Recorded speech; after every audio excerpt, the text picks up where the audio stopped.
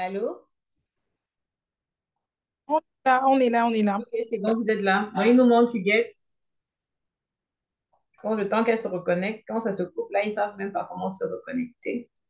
Donc, voilà, Coco, tu disais, c'est bon, tu as un peu compris, tu as un peu une idée sur comment tu Oui, fais.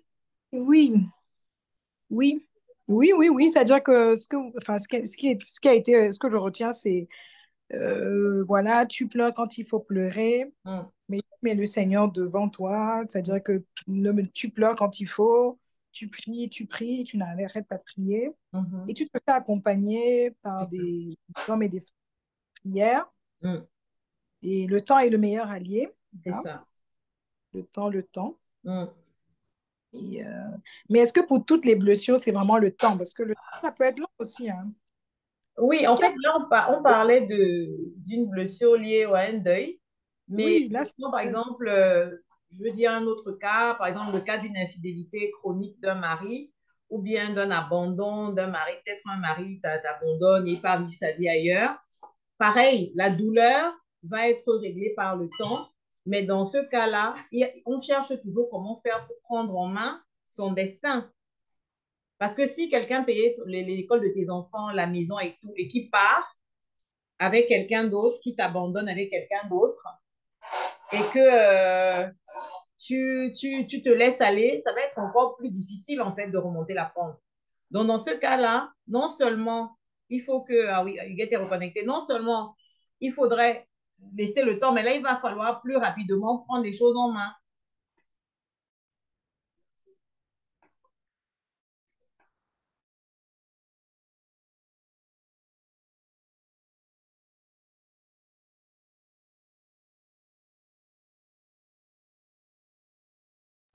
Allô? Vous m'entendez? oui, Oui, oui, Huguette oui, est on t'entend. reconnectée. OK. Donc, je disais que dans le cas d'un pervers narcissique ou bien quelqu'un d'hyper infidèle ou bien quelqu'un qui a des comportements bizarres, il faut plutôt réagir en fait. C'est-à-dire, il faut réagir. On ne va pas seulement attendre que ça passe simplement.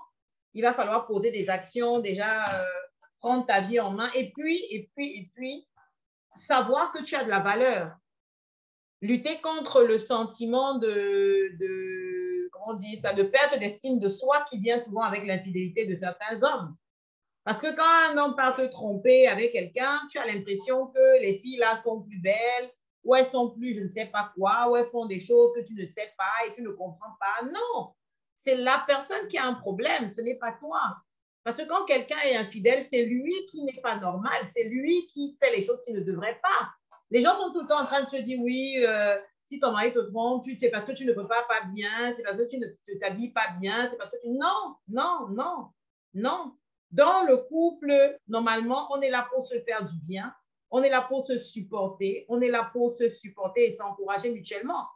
Donc, normalement, un homme qui est marié à une femme doit l'accompagner à être la meilleure version d'elle-même. Un homme qui va chercher une autre femme, peut-être pour sa beauté ou bien pour les choses que sa femme ne fait pas, c'est un enfant et c'est un irresponsable. Donc, tu ne peux pas avoir un sentiment de culpabilisation, un sentiment de perte d'estime de toi. Il faut lutter contre ça, en fait. Il faut lutter contre ça. Parce que la personne, en fait, c'est comme des personnes qui se trouvent violées, qui commencent à se dire que oui, c'est ma faute si j'ai été violée. Non, non, non, non. Les violeurs veulent souvent donner l'impression que les personnes qui sont violées, c'est eux les responsables. Non, pas du tout. C'est la personne qui fait le mal qui est à blâmer et non la personne qui est dans la relation. Donc, il ne faut jamais, quand quelqu'un est en train de faire quelque chose de mal, il faut savoir que c'est la personne qui a un problème et ce n'est pas toi. Et il ne faut pas entrer dans une culpabilisation, un sentiment de manque d'estime de toi, un sentiment bizarre, quoi. Non, non, non, non. C'est l'autre. Et donc, toi, tu essaies de te reprendre ta vie en main pour pouvoir avancer. Tu reprends ta vie en main et tu te dis, en fait, tu ne vas pas commencer à te dire, ouais, mais je vais me retrouver seule. Je vais aller avec qui au fait? Je vais aller avec qui à tel endroit? Je vais aller avec qui faire ci, faire ça? Non, non, non, non. Coucou Rose, bienvenue. Non, donc, il faut faire attention. Parce que les personnes qui sont des pervers narcissiques, ils vont toujours vous envoyer l'impression que c'est vous les responsables de ce qui vous font de mal. Et ce n'est pas vrai. Toi, tu viens dans ta relation, tu essaies de la faire marcher avec le dialogue, avec les échanges, avec la communication. Donc, ça ne justifie pas que quelqu'un aille dehors, ça ne justifie pas que quelqu'un aille te tromper, non. Et qu'il essaye de t'en rendre responsable, qu'il essaye de te mépriser ou montrer non. Non, non, non, non, non, non, non, absolument pas. L'estime de toi, tu es un esprit, comme l'a dit tout à l'heure Huguette, qui habite dans un corps et qui possède une âme. Tu es un esprit avant tout. Donc, ça veut dire que tu as de la valeur. Ce n'est pas parce que quand tu marches en route ou bien quand tu regardes certaines femmes aux belles plastiques, leur vie n'est pas ce qu'elles montrent sur les réseaux sociaux. Il faut se détromper. Nous aspirons chacune à notre bonheur, à la réalisation de soi. Mon bonheur n'est pas le bonheur de l'autre. Mes aspirations ne sont pas les aspirations de l'autre. Mes besoins ne sont pas les besoins de l'autre. C'est pour ça qu'il est important de savoir ce dont tu as besoin toi pour te réaliser, pour te déployer, pour aller de l'avant. Mais quand on parlait de temps, c'était vraiment le temps dans la douleur de la perte d'un être cher, parce que là, on n'a pas la main. Il faut laisser passer le deuil, laisser passer les pleurs, et puis avoir confiance en Dieu. Et à un moment donné, tu te rendras compte qu'il y a certaines choses qui ne te font plus autant mal. Tu penses moins, tu auras toujours une pensée pour la personne. Tu institueras même un jour peut-être de célébration pour aller sur sa tombe, nettoyer sa tombe. Mais à un moment donné, tu sentiras que le poids de la tristesse t'a progressivement laissé, quoi. Je ne sais pas si tu veux dire quelque chose, Huguette, par rapport à ça. Ton micro est éteint. Oui, Nathalie, merci. Je n'avais pas compris la question, en fait. En fait, elle disait que est-ce que dans tous les cas de traumatisme, c'est la même chose, c'est le temps. Est-ce que dans tous les cas de trauma, et moi je prenais le cas d'un infidèle, d'un homme infidèle à répétition, qui te blesse, qui te dévalorise, c'est pas le temps. C'est ça que je disais, dans ce cas, il faut réagir, prendre ta vie en main et puis avancer et ne pas crouler sous le fait qu'il te donne l'impression que tu ne vaux rien ou que tu ne corresponds à rien ou que tu ne représentes rien et qu'il est trop quelque chose par rapport à toi. Moi, je veux dire qu'on ne peut pas identifier les traumas des individus parce que chaque personne est unique, chaque personne est particulière et nous sommes la somme de nos vies, de nos pensées, de nos rêves, de tout ce que nous avons. Donc, chacun va vivre son traumatisme à sa manière. Mais il est important pour chaque personne de se connaître d'abord soi-même. Parce que tant que tu ne te connais pas toi-même, dans les cas de couple, comme parlait Nathalie, ou des amitiés, ou dans le cas des regards avec l'extérieur, tu vas te perdre parce que tu n'es pas connecté à toi-même. Tu ne connais pas tes rêves, tu ne connais pas tes valeurs, tu ne connais pas ce que tu vaux parce que tu regardes à l'extérieur, pourtant tes ressources sont enfouies en toi. Tu as des capacités énormes, mais tant que tu ne prends pas du temps pour te regarder, pour te demander qui suis-je, qu'est-ce que je porte, qu'est-ce que j'ai de spécial, qu'est-ce que je peux apporter au monde, quelle est ma touche particulière, qu'est-ce que j'ai de spécial, qu'est-ce que je sais faire de mieux. Et le fait parfois de ne pas le connaître, ce serait bien de demander à son entourage, d'envoyer une petite question et de dire, j'ai envie de m'améliorer pour que nos rapports se passent mieux. Qu'est-ce que tu me reproches? On parle de feedback. Qu'est-ce que tu me reproches? Qu'est-ce que je fais de mal? Qu'est-ce que je peux changer pour que nos rapports soient harmonieux? Qu'est-ce que tu me reproches? Quelles sont mes incapacités? Que vois-tu? Ça, c'est des questions qu'il faut tout le temps poser aux gens autour de soi. Ça permet d'avoir de bons rapports. Ça nous permet d'être fiers de nous. Ça nous permet d'avoir des valeurs. Ça permet à ta copine de te dire, oui, tu es sympa, mais je trouve que tu gueules beaucoup.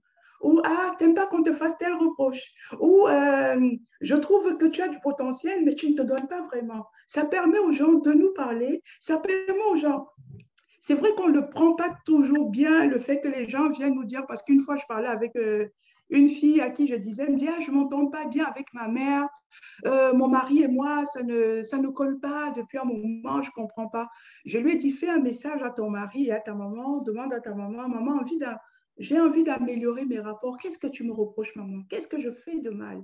Elle a demandé à son mari, elle me dit que la liste était longue. La liste était longue. Son mari lui a dit, ah, tu gueules beaucoup. Ah, tu restes pas longtemps à table avec moi. Ah, tu es tout le temps au téléphone avec tes copines. Ah, elle dit que la liste était longue. On avait l'impression qu'il n'attendait que ça. Et elle a demandé à sa mère. Sa mère dit, ah, moi, je t'avais jamais pardonné parce que tu as couché sans aller en mariage. Depuis ce jour-là, voilà mon cœur. Elle dit, ça m'a retourné, mais ça m'a permis de comprendre. Elle dit, et j'ai dit, bon, maman, pardonne-moi. Qu'est-ce que tu veux que je fasse? Sa mère lui a dit, j'aimerais quand même que tous les week-ends, tu m'amènes mon petit-fils. Et son mari lui a dit, elle dit, au vu de ça, elle a examiné ce qui était bon pour elle et c'est ce qu'elle a mis en pratique. Ça a permis à cette dame d'avoir de meilleurs rapports avec les autres. Donc, j'ai juste pris cet exemple pour dire que parfois, le mal vient de nous-mêmes parce qu'on n'apprend pas à nous connaître. On veut tout de suite des changements à l'extérieur. On apprend d'abord, nous, à nous connaître et à présenter que le meilleur de nous-mêmes. Ça, c'était avec l'exemple que Nathalie avait pris tout à l'heure du mari qui abandonne, du mari qui trompe. C'est souvent parfois, il peut le faire, mais ça fait plus mal quand on ne connaît pas sa valeur. Mais quand on sait qui on est, quand on connaît le rôle qu'on a dans son foyer, quand on connaît l'impact et qu'on produit dans la vie de cet homme, même si il monte, il descend, ça fait mal, mais on peut être sûr de nous. On peut se dire, même s'il part, je suis sûr que même si ça s'arrête, aujourd'hui, je vais tomber, je suis capable de me relever parce que je connais les ressources que je porte, je sais qui je suis. Amen. Amen. Alors, est-ce que quelqu'un a une autre question? Je vois qu'il y a plusieurs personnes qui se sont connectées entre-temps. Donc, on disait, si vous avez des questions à poser, on a parlé beaucoup la semaine dernière, on a le direct qui est en ligne, donc vous pourrez le regarder. Mais là, c'était vraiment à cœur ouvert. On souhaitait, si vous avez des questions que vous aimez qu'on évoque sur les traumatismes que vous avez vécu par le passé ou bien des traumatismes que vous n'avez pas pu dépasser. Tout à l'heure, Corinne nous a posé la question, on a essayé de répondre par rapport à un deuil. Est-ce qu'il y a quelqu'un d'autre qui voudrait qu'on échange? Et puis, sentez-vous libre de contribuer également. Alors, Linda a une question. Oui, Linda, démute ton micro.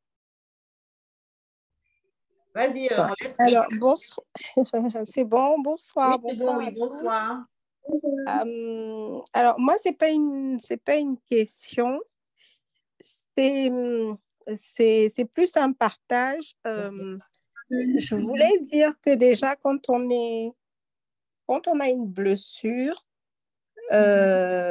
ça apporte généralement la désolation, la tristesse, la peur, le désespoir, enfin, en fonction après du niveau de la blessure. Hein.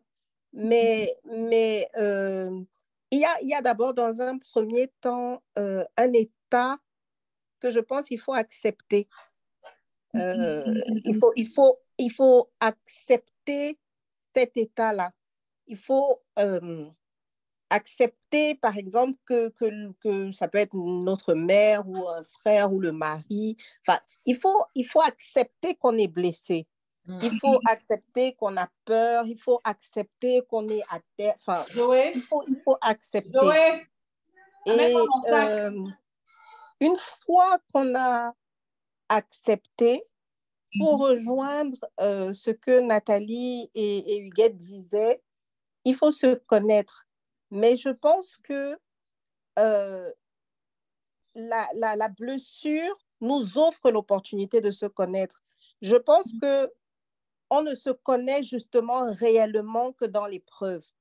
Parce que tant qu'il n'y a pas d'épreuve, donc de blessure, on croit qu'on se connaît. Enfin, bon, on sait qu'on se connaît, mais je pense que c'est la blessure, en fait, ou le choc, l'épreuve, peu importe comment on appelle ça, c'est ça qui va nous permettre, en fait, de réellement se connaître parce que ça nous confronte à nous-mêmes, ça nous pousse enfin, ça ne nous donne même pas le choix, ça nous sort d'une zone de confort dans laquelle on se trouvait pour se retrouver dans un chaos.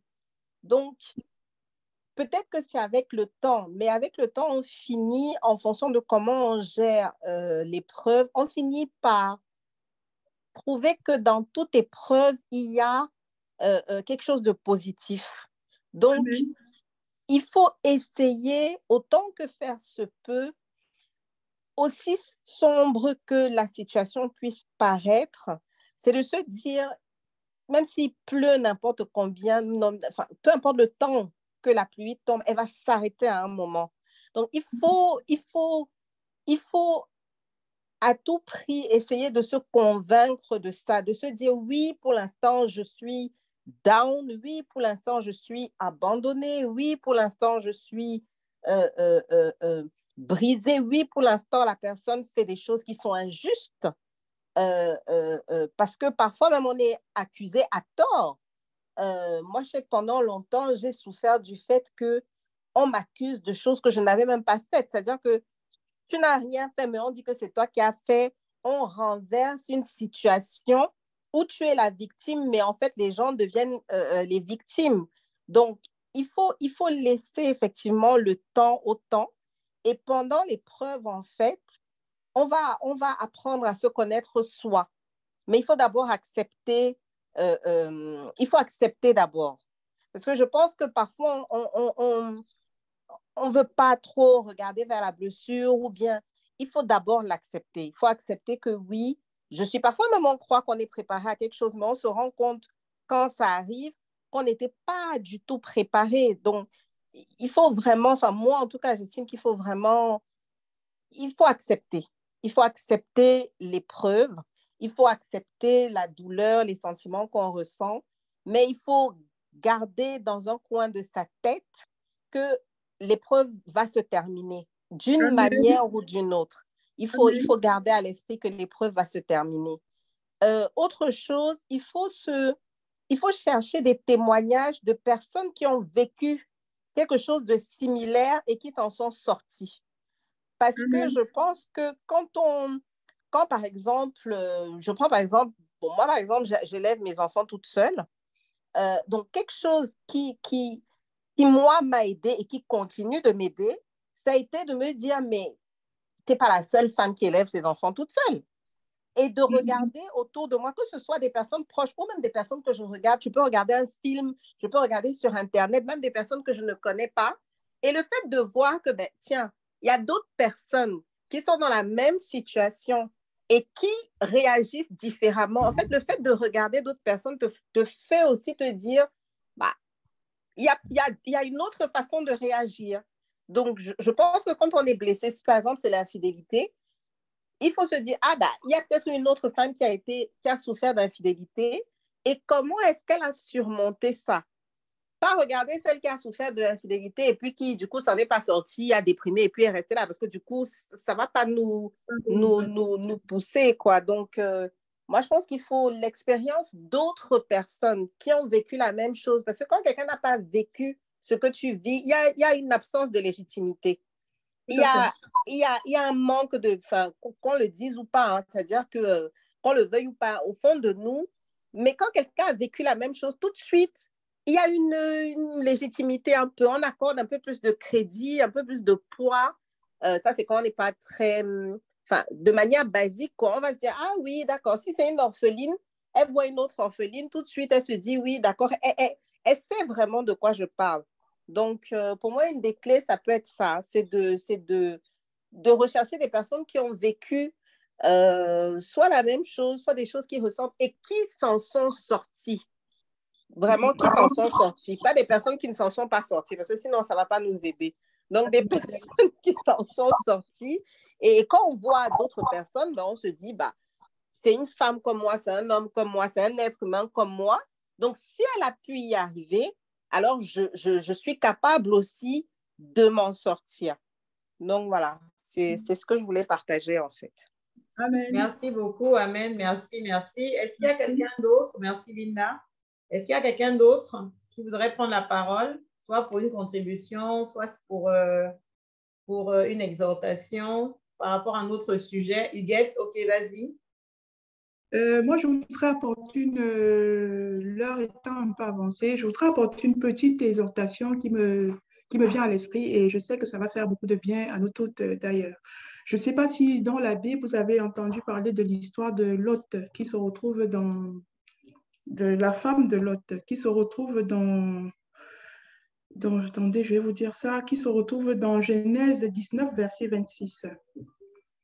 Est-ce que vous connaissez l'histoire de la femme de Lot dans la Oui, Bible? vas-y, vas-y. Lis pour nous. Oui, voilà. Explique-nous. Genèse 19, verset 26.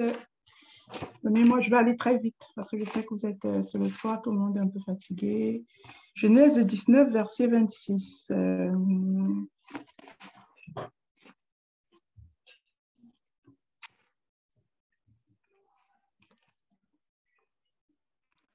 Au fait, c'était la ville Sodome et Gomorrhe. se passait toutes sortes d'abominations et Dieu n'en pouvait plus. Il voulait détruire cette ville. Alors, il y a un saint qui s'appelle Abraham qui a intercédé en faveur de cette ville afin que la ville ne soit pas détruite. Et Dieu a été d'accord. Et alors, Dieu a décidé de sauver Lot et sa femme. Et Dieu leur a dit de sortir de la ville au petit matin. Et la parole nous dit à partir du verset 23. Le soleil se leva sur la terre lorsque Lot entra dans le soir. Alors l'Éternel fit pleuvoir du soufre et du feu sur Sodome et sur Gomorrhe. Cela venait du ciel de la part de l'Éternel. Il détruisit cette ville, toute la plaine, tous les habitants et les plantes du sol sont morts. La femme de Lot regarda en arrière et se transforma en statue de sel. Je ne sais pas si tous vous avez joué à l'école primaire, à statue, bouge pas de, on restait comme ça, tu me dis, tu jouais tac et puis tu restais comme ça. Donc c'est un peu ça. Elle est restée figée, comme les enfants qui jouent à l'école à 1, 2, 3 soleils, où il faut rester comme ça. Pourquoi elle est restée figée? Pourquoi? Parce qu'elle a regardé en arrière. Elle a regardé en arrière et stipule qu'elle vivait dans les regrets, elle vivait dans les remords, elle ne se voyait pas avancer. Elle vivait dans la mélancolie. Elle avait laissé toutes sortes de situations embraser son cœur, prendre possession de son corps, de son âme et de son esprit, et elle a pu rester immobile. Rester immobile, pourquoi? Parce qu'elle n'avait pas confiance en Dieu. Elle ne savait pas que Dieu pouvait rechanger les choses, il pouvait transformer les choses. Et le fait de rester comme ça, quand ça nous ramène dans notre vie, c'est des postures parfois que nous avons de statu quo face à des situations où on n'a pas le courage d'avancer, où on se retrouve dans une prison mentale, dans une prison émotive, où on se retrouve dans toutes sortes de chaînes parce qu'on a de mauvaises pensées, parce qu'on a perdu la foi, parce qu'on n'a plus le courage, parce qu'on n'espère plus, parce qu'on ne pense pas qu'on peut refleurir dans le désert. Pourtant, Dieu est capable de sortir l'eau du mur. Dieu est capable de ressortir, de faire jaillir des fleurs dans le désert, peu importe la situation par laquelle on passe. Alors quand on se souvient de la femme de l'autre qui est devenue une statue de sel, quand on parle de statue de sel, ça veut aussi dire une personne qui est déjà morte dans sa tête, une personne qui ne voit plus le bien, une personne qui ne se jette plus, une personne qui ne rêve plus. Et une fois qu'on est comme ça, rien de bon n'entrera dans notre vie. Donc, il n'est pas bon pour nous de garder notre cœur amer. On est contrainte toutes de dire au revoir au passé. On est contraint de tout avancer. Peu importe ce qui se passe, dis-toi non, je ne veux pas rester immobile, je ne veux pas être improductive, je veux produire parce que la vie, c'est devant. Peu importe ce que je laisse derrière moi, parce que Dieu me recommande d'avancer, alors je décide d'avancer. Ce ne serait pas facile, mais si je tiens Dieu par la main, j'aurai la possibilité d'avancer. Donc, évitons vraiment toute situation de statu quo qui bloque nos pieds, qui bloque nos pensées, qui bloque nos cerveaux, qui nous empêche de rêver. Nous devons toujours rêver. Peu importe où on se trouve, ayons des grands rêves. Voyons le ciel s'ouvrir sur nos têtes, même si c'est difficile. Il fera mieux. Ah, demain, je verrai le soleil. Même si aujourd'hui c'est difficile, dis-toi, ouais, aujourd'hui c'est dur, mais je suis sûre que même si on se trouve en pleine nuit, se dire, ah, il y aura la lumière. Même si on a soif, ah, il y aura de l'eau pour moi. Toujours se donner des paroles revalorisantes pour ça même. Toujours s'applaudir soi-même, dire, ah, aujourd'hui c'est vrai, je suis dans cette situation, mais je déclare que demain je vivrai autre chose. Je déclare que je suis capable. Je déclare que je me relèverai. Je déclare Amen, amen, amen. Je déclare que je raconterai les merveilles de Dieu. Je déclare que les choses seront nouvelles pour moi. Je déclare que mon jardin va fleurir. Je déclare que mon entreprise va prospérer. Je déclare que ma vie ne s'arrête pas. Je déclare que chez moi, il y a de la lumière. Je déclare que chez moi, oui, partager une femme ce soir, au nom de Jésus. Amen. Merci beaucoup, Huguette. Merci beaucoup. Merci beaucoup. Amen, amen, amen. Merci. Amen, amen, amen. Amen, Amen. amen, Gloire à amen. Dieu. Est-ce qu'il y a quelqu'un d'autre pour une dernière prise de parole? Parce que je sais que d'ici peu, ils vont nous dire qu'il nous reste 10 minutes. Est-ce qu'il y a quelqu'un d'autre qui voudrait parler encore, donner des conseils ou alors poser une question, qui a besoin d'une question spécifique par rapport à ça? Nous sommes sur les blessures de l'âme. Comment les traiter, les blessures de l'âme, comment s'en sortir, les traumatismes, comment avancer malgré les traumatismes. Nous sommes sur ce thème-là. Est-ce qu'il y a quelqu'un qui a encore une question ou alors une situation à présenter ou alors une clé à donner? Nous sommes là pour nous soutenir toutes. Donc, je vous écoute. Je vois que Sandrine nous a rejoint, Docteur Rosella, Erika, Ulrich, je ne sais pas qui c'est. Je le vois, mais je ne sais pas qui c'est. Ulrich, bon, ben. Alors, donc, voilà, si vous avez besoin de parler de quelque chose, nous sommes Nous sommes là, donc vous pouvez prendre la parole, vous pouvez lever la main et prendre la parole. Allô? Allô? Alors, est-ce qu'il y a quelqu'un qui veut prendre la parole? Vous êtes là? Nous sommes là, mais on écoute. Ça veut dire que nous sommes là, on écoute. On s'exprime. Erika, est-ce que tu as quelque chose que tu veux nous donner pour nous aider un peu sur ce sujet de guérir des blessures du passé? Yaya, je t'écoute. On ne t'entend pas, ton micro est éteint.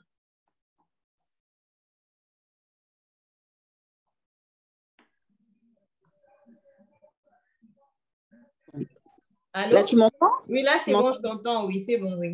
Non, mais tout est OK. En fait, je suis arrivée un petit peu en retard. Pour le coup, j'écoute tout le monde. Je veux recentrer un petit peu le débat. Et puis, j'ai été vachement remontée par le discours de Huguette, hein, surtout sur toi, hein, sur le développement personnel. Je pense que c'est une très, très grande clé qui peut simplement nous permettre de passer outre beaucoup de choses et puis toujours se remettre à soi, à la capacité à appréhender l'extérieur, la capacité à mieux déjà mûrir pour pouvoir réagir face à tout ce qui peut nous arriver à l'extérieur. On se développe d'abord à l'intérieur pour pouvoir par la suite réagir ou alors pouvoir s'exprimer à l'extérieur. Il est très très important. Parce que si on se fie à l'extérieur, jamais on saura qui nous sommes réellement, parce que l'extérieur a toujours quelque chose à dire sur tout le monde. Et en général, c'est toujours des choses pas vraiment fondées, mais que effectivement, il faut se connaître. Une fois qu'on sait ce que l'on vaut et on connaît ses valeurs, et c'est pas tout de les connaître, il faut avoir une limite, hein. Autrement, ça peut paraître comme de la prétention. Connaître ses limites et ainsi à garder des préceptes, en tout cas les valeurs, pour quand on avance toujours ça trame sur soi et puis évoluer déjà beaucoup et par la suite, je pense qu'on peut impacter par notre posture, par ce que nous sommes, par ce que l'on reflète aussi. Hein, des fois, on n'est pas obligé de dire des mots, mais déjà la personne que nous sommes, rien qu'à te voir, on peut tout de suite avoir envie de te ressembler. Et derrière toi, effectivement, quand tu as encore quelqu'un de plus fort que tu veux glorifier comme étant Dieu, et comme on l'a vu déjà à plusieurs reprises, hein, je pense que pour moi, la plus grande évangélisation, c'est vraiment soi. C'est pas tant ce que l'on dit, mais comment l'on se tient et comment on se comporte vis-à-vis des autres. Et je suis vraiment convaincue que c'est ça. Et puis pour le reste, j'ai raté un petit peu le début. Mais j'ai foi qu'avec Nathalie et Huguette, vous avez dû vachement bien gérer. Je suis à 1000%, j'ai confiance à 1000% et je sais que ça a dû certainement bien se passer. Amen. Est-ce qu'il y a quelqu'un d'autre qui voudrait contribuer? Donc, on a eu Corinne, on a eu Linda qui est intervenue, merci, Huguette, on a eu Erika, Rose. Doctor, where are you? Elle est où, Rose? J'étais en visite. Comment je peux revenir sur mon truc là? Allô? Rose n'est pas connectée. Hello? Je la vois pas, peut-être qu'elle est plus connectée. Je la vois, mais je ne... OK. Donc, OK, voilà, je pense qu'on a fait le tour par rapport à toutes. Donc, s'il n'y a plus d'autres sujets, nous allons seulement rendre grâce à Dieu pour ces moments, bénir le Seigneur. Nathalie, s'il te plaît, donc tu peux revenir alors en synthèse sur les clés, les Oui. fameuses clés, donc s'il te plaît. D'accord, OK. Donc, en Merci. gros, on a parlé de... Alors, je reviens. C'est là, oui, OK. Donc, on a dit qu'il fallait déjà, premièrement, accepter, c'est-à-dire accepter ce qu'on a vécu, accepter la situation et par rapport au fait qu'on accepte la situation, ne pas se rendre responsable de la situation, savoir que cette situation est arrivée, certes, mais nous avons le droit de pleurer, nous avons le droit de crier, nous avons le droit, oui. poser une question, s'il Oui, te plaît? vas-y. Acceptation, qu'est-ce que tu englobais quoi dans l'acceptation d'une situation, dans lequel cas où on a parlé de l'infidélité de quelqu'un, Non, c'était avant, en fait. On parlait d'un deuil, en fait. On parlait de... Quand tu es dans une situation de deuil, tu dois... Parce qu'on a parlé de plusieurs choses, effectivement. On avait commencé par une situation de deuil, la perte d'un être cher. Parce que je me disais, dans la tromperie, il est difficile de ne pas l'accepter parce que c'est acté, enfin, c'est fait. Quoi. Oui, mais par rapport à la tromperie, on a dit autre chose. Par rapport à la tromperie, on a dit que tu devais pas... je voulais voir Corinne sourire, alors c'est pour ça que j'ai fait ça. Voilà, dans la tromperie, on a dit que tu ne dois pas te sentir responsable. Tu n'es pas responsable parce que quand la personne va te tromper, en plus, il va te donner toute la longue liste des raisons pour lesquelles il te trompe. Oh, tu ne fais pas ceci. Oh, tu ne fais pas bien. Oh, tu ne t'habilles pas bien. Oh, tu n'as pas mis la graisse. Ou bien tu as mis la graisse. Ou bien tes fesses ont grossi. Ou bien ton ventre est trop gros. Ou bien des choses pour te frustrer. Moi, j'ai entendu de certains hommes infidèles, des hommes infidèles qui traumatisaient leurs femmes. J'avais une fille qui m'expliquait que son mari rentrait, il découche, il rentre à 5 heures du matin. Après, il commence à lui raconter ses ébats qu'il a eu avec des soi-disant mannequins vedettes, qu'il a vu je ne sais trop où. Un déréglé, quoi. Un malade. Une femme qu'il a épousée à l'église. Hein. Et après, lui, il a complètement traumatisé.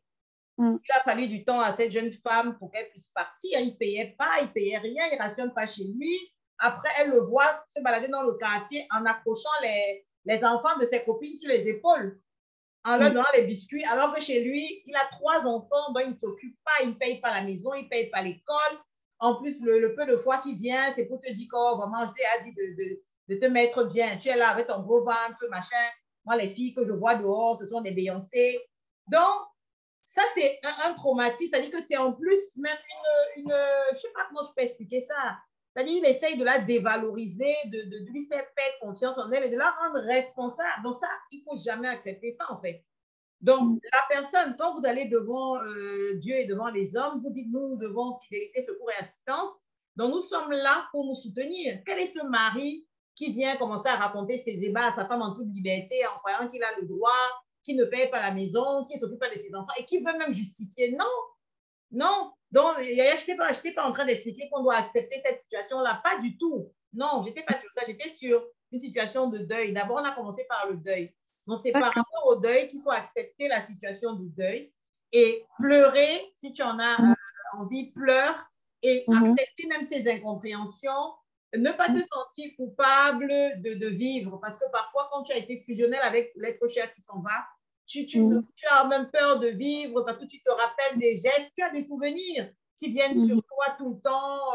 Peut-être quand tu prépares le ndolé qu'il est même mangé, tu as envie de pleurer. Donc, il faut te sentir libre de pleurer et le temps va t'aider à t'en sortir. Donc, ne pas te couper, te sentir libre, ne pas culpabiliser, mais laisser le temps.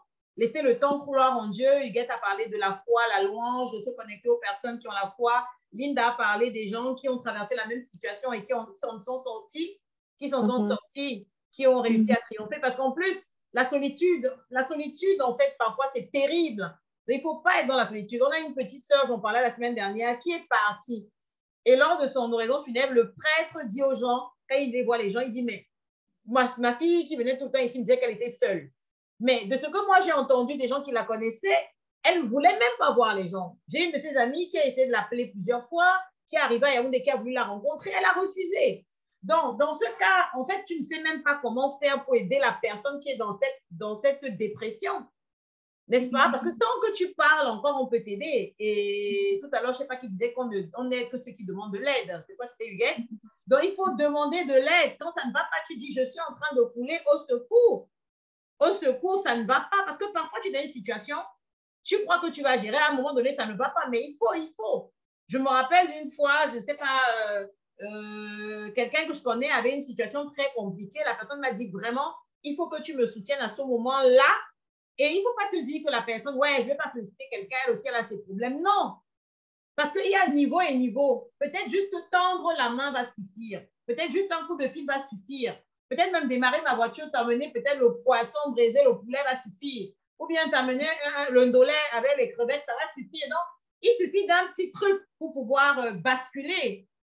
Il suffit d'un truc, je ne sais pas, et Huguette, tu connais notre camarade qui s'appelait Eva, qui s'était suicidée en 5e année.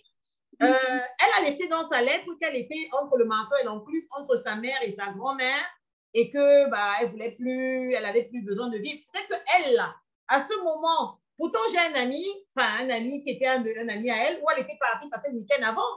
Elle a passé le week-end, elle a fait le ménage chez le gars, elle a tout fait, elle a repris son train, elle est partie à Paris. Ce gars n'a pas compris, en fait, puisqu'elle ne lui a à aucun moment parlé de sa souffrance, ni parlé de ce qu'elle vivait. Il ne savait pas. Et peut-être qu'elle lui aurait parlé, il aurait donné une parole de réconfort. Donc, en fait, il ne faut pas parler à tout le monde, c'est vrai, mais parler à certaines personnes que tu sais qu'elles peuvent t'aider. Parce que tout le monde, il y a même un autre monsieur, là, une star que j'ai vu sur Internet, il faisait des TikTok, il dansait. Après, on dit qu'il s'est suicidé ou bien on a trouvé son corps, ou je ne sais pas moi, il s'est... C'est pas parce que tu vois quelqu'un rire que la personne est forcément à l'aise. Or, on est là, nous sommes toutes là, nous sommes là pour nous soutenir, nous sommes nombreuses. Nous devons pouvoir nous soutenir. Nous devons pouvoir nous soutenir. Nous sommes ce groupe-là, nous nous connaissons toutes. Il y a une seule personne que je ne connais pas dans ce groupe qui s'appelle Ulrich, donc il va se présenter certainement pour nous, mais nous sommes toutes là pour nous soutenir. Et nous traversons tous des moments difficiles et c'est un pas après l'autre qu'on va pouvoir monter, une marche après l'autre. Parce que seul, tu ne peux pas y arriver. Il faut 2 mains pour attacher un paquet. Et comme disait une maman là, chez les doigts là, on dit qu'une brindille de balai se casse, mais tout le balai attaché ensemble, tu plies, ça ne se casse pas. Vous voyez les brindilles de balai là, quand tu casses une brindille, tu casses, ça se casse. Mais quand tu mets plein de brindilles et que tu attaches en bas, tu essayes de casser, ça ne casse pas, ça se plie, mais ça se redresse. D'accord? Donc, nous devons nous appuyer les unes sur les autres. Nous sommes une force, nous sommes la ressource l'une de l'autre, en fait. Mais il ne faut pas garder ces problèmes parce que chaque fois que tu réussis à traverser une étape, tu vas te retourner dans 10 ans, te dire, waouh, j'étais où? J'étais avec le même groupe. Bon, on parlera d'autres choses plus tard. Je ne vais pas intervenir sur ça, ce sera l'objet d'autres directs. Mais ce que je voulais dire, c'est que nous sommes là pour pouvoir traverser, avancer et laisser les blessures derrière. Parce que parfois, même au quotidien, quand tu as quelque chose qui t'arrive qui est incompréhensible, tu peux dire je gère, demain je gère, après je gère. À un moment donné, tu as l'impression que c'est une pluie qui s'abat sur toi, d'événements qui s'abattent. Il faut parler. Il faut parler. Parce que même la petite sœur là qui est partie, je connais une autre de mes amies qui est sa grande sœur, peut-être même de 4 ou 5 ans, qui a vécu les mêmes choses qu'elle, mais qui n'a pas la même manière de voir les choses. C'est vrai qu'elle est très attachée au Seigneur comme l'autre, mais celle-là, elle sait aller demander de l'aide, elle sait aller poser des questions. Une fois, elle vient, elle me dit que je crois que mon mari est homo. Je ne sais pas, je crois que je suis finie. J'ai seulement tourné le poulet, brisé le dé, j'ai dit, maman, mangeons le dé chez maman, on va avancer. Je prends le dé, je l'en avance. Elle dit que maman, le gars ne me touche pas, ça fait 2 ans. Maintenant, on m'a raconté qu'il sort avec son chef, il sort avec son meilleur ou son collègue.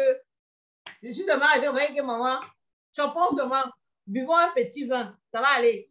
Et puis après, tu vois, on se parle, tu l'appelles, comment tu gères ça. Après, elle a dit que voilà, tu trouvais son gars. Tu ne vas pas la juger. Je ne vais pas être là pour la juger. Je me dis, maman, est-ce que ça te fait du bien pour une période? Parce que là, vraiment, le choc là, c'est inimaginable. Vous n'avez pas d'enfant, tu élèves les enfants du gars. Le gars ne te niaque pas. Il est là tout le temps, il s'énerve, il te méprise. Il ne veut rien investir avec toi. C'est toi qui payes la maison, c'est toi qui fais tout. Après, tu découvres que le gars est même homo, qu'il a même son bon gars. Il t'explique qu'il a un problème de maladie bizarre et imaginaire. Donc, c'est des choses, en se soutenant, on arrive à avancer. Et Linda a dit la semaine dernière, Dieu ne répond pas toujours comme on veut. Ça, il ne faut pas l'oublier. Dieu ne répond pas comme on veut, mais Dieu répond. Et il ne faut pas attendre exactement ce que tu veux. Tu vas dire, non, c'est le gars là. Dieu, je veux maintenant que tu le changes. Il va quitter l'homosexuel et redevenir hétéro. C'est mon mari. C'est toi qui as décidé. Tu nous as mariés. Je décrète au nom de Jésus. Je prends possession sur lui. Je récupère mon mari dans les lieux célestes. Je le ramène. Je le ramène. Sans effet. Il faut laisser. Le Seigneur a quelque chose d'autre pour toi. Donc, accepte ce qui vient. C'est ça. Et donc, pendant que tu es en train de prier, laisse Dieu agir.